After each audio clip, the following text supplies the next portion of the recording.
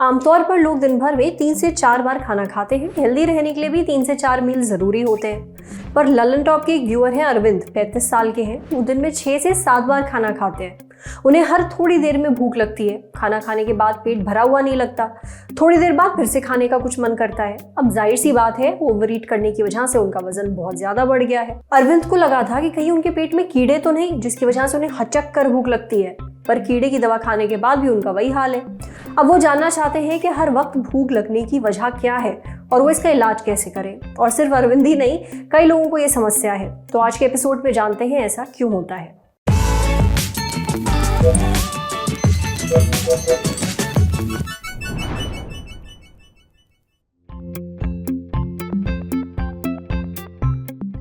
कई बार जब diabetes diagnose नहीं हुई होती है और इंसान की ब्लड शुगर्स हाई होती हैं, उस टाइम पे एक सिम्टम होता है जिसमें कि बहुत ज़्यादा भूख लगती है और बहुत खाने का मन करता है। दूसरी जो बीमारी है वो थायराइड से रिलेटेड है। जब थायराइड हार्मोन का लेवल बढ़ जाता है, हाइपरथायरॉयडिज्म होता है या फिर ग्रेव्स डिजीज़ होती है, तभी भी भूख लगना काफ़ी कॉमन है और खाते ही जाते हैं और भूख लगती जाती है, लेकिन सेटिस्फैक्शन नहीं मिलता है।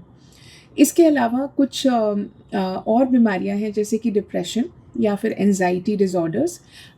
इनमें भी कई बार भूख बहुत लगती है, बहुत खाना खाने का मन करता है और खाने के बाद अच्छा फील होता है। थर्ड थिंग है कुछ दवाइयाँ जिनकी वजह से भूख ज़्यादा लग सकती है। दवाइयों में स्पेशली कई बार एंटी डिप्रेसेंट मेडिकेशंस जो होते हैं उनका एक इफ़ेक्ट ये भी होता है कि वो भूख को बढ़ाते हैं। तो कई बार डिप्रेशन की दवाइयाँ भी भूख बढ़ा सकती हैं, इन टर्न आपका वेट गेन करा सकती हैं। और भी कुछ तरह की दवाइयाँ होती हैं जिससे वेट जो है वो बढ़ सकता है। और एक सिचुएशन होती है जिसमें हार्मोनल डिसऑर्डर्स या हार्मोनल सिचुएशंस, जैसे कि लेडीज़ में जब पीरियड्स आते हैं तो पीरियड्स के पहले किसी पर्टिकुलर टाइप के फूड की क्रेविंग होने लगती है या मन करता है एक तरीके का फूड खाने का। तो प्री मेंस्ट्रुअल पीरियड में भी भूख कई बार ज़्यादा लग सकती है, या कई बार अगर कोई हार्मोनल और इश्यूज़ हैं तो उसकी वजह से भी भूख लगने का जो अंदेशा है वो ज़्यादा हो सकता है। इसके अलावा अगर हम देखें तो जो लोग एक्सरसाइज जब भी हम ज़्यादा करते हैं उसके बाद भी हमको बहुत भूख लग सकती है। एंड एक जो बहुत इम्पॉर्टेंट चीज़ है कि मोटापे की जो बीमारी होती है, हम लोग ऐसा सोचते हैं कि क्यों वो लोग ज़्यादा खाते हैं इसलिए उनको मोटापा होता है, बट कई बार ऐसा नहीं होता है। इनफैक्ट जो भूख लगना भी है वो भी मोटापे का एक सिम्टम होता है, क्योंकि उनकी बॉडी की ये टेंडेंसी है जो वेट गेन करती है। इसकी वजह से जो एपेटाइट सेंटर्स हैं बॉडी में, जो हमारे ब्रेन के एपेटाइट सेंटर्स हैं, वो ज़्यादा एक्टिवेटेड होते हैं और वो अपनी एपेटाइट या अपनी भूख के ऊपर कंट्रोल नहीं रख पाते हैं।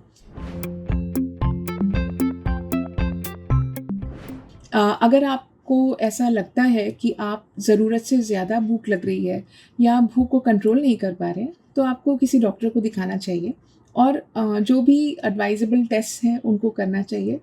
स्पेशली थायराइड का टेस्ट और डायबिटीज़ का टेस्ट तो ज़रूर ही करना चाहिए। इसके अलावा आपकी डाइट बहुत इम्पॉर्टेंट है। अगर आपकी डाइट में फ़ाइबर का लेवल कम है या आपकी डाइट में बैलेंस डाइट नहीं है, अगर सिर्फ सिंपल कार्बोहाइड्रेट डाइट आप खा रहे हैं तो आपको तभी भी भूख ज़्यादा लगेगी। तो ट्रीटमेंट के हिसाब से डेफिनेटली जो भी बीमारी है, अगर आपको डायबिटीज़ है या थायराइड रिलेटेड इशू है तो उसका ट्रीटमेंट करना चाहिए। अगर आप किसी भूख बढ़ाने वाली दवाई को ले रहे हैं तो आपको अपने डॉक्टर के पास जाके उनसे डिस्कस करना चाहिए कि इसको चेंज किया जा सकता है या नहीं, इसके कोई ऑल्टरनेटिव मिल सकता है कि नहीं।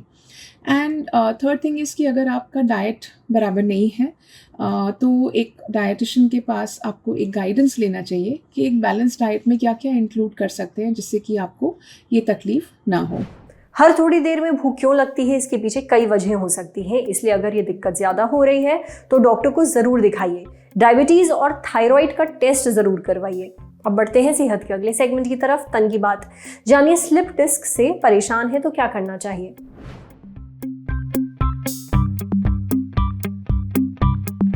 हमारी रीढ़ की हड्डियों के बीच छोटी छोटी डिस्क होती है जो बहुत ही मुलायम होती है। इनके कारण रीढ़ की हड्डी आराम से अपना काम कर पाती है। ये डिस्क रीढ़ की हड्डियों के बीच में मौजूद गैप को बनाकर रखती है। कई बार चोट या फिर रीढ़ की हड्डी के चारों तरफ मौजूद मसल्स में कमजोरी आने की वजह से डिस्क अपनी जगह से हटकर बाहर निकल जाती है। इस कारण डिस्क के आसपास मौजूद नसों पर प्रेशर पड़ता है और इसे ही स्लिप डिस्क कहा जाता है। स्लिप डिस्क से बचाव का सबसे आसान और अच्छा तरीका है कि आप सही पोजीशन में बैठें, लेटें, खड़े और चलें। लगातार एक ही पोजीशन में बहुत देर तक काम ना करें, इससे आपको और परेशानी होगी। हर 30 से 40 मिनट में अपनी पोजीशन को बदलते रहिए और एक्सरसाइज जरूर करिए।